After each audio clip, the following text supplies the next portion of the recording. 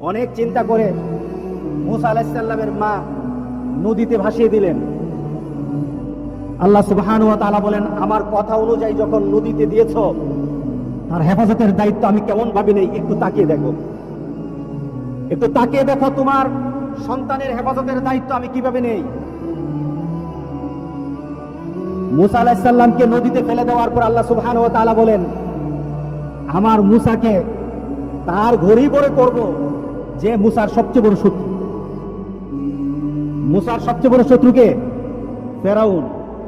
আল্লাহ সুবহানাহু ওয়া তাআলা মুসা আলাইহিস সালামকে কার ঘরে উঠালেন? হ্যাঁ, ফেরাউনের ঘরে উঠালেন। ফেরাউন তো দেখে বলে সে তো আমার দুশমন। আর আল্লাহ সুবহানাহু ওয়া তাআলা সাথে সাথে ফেরাউনের হৃদয়ে ভালোবাসা ঢেলে দিলেন। ওয়া আলকাইতু আলাইকা মাহাব্বাতাম মিন্নি, ভালোবাসা ঢেলে দিলেন।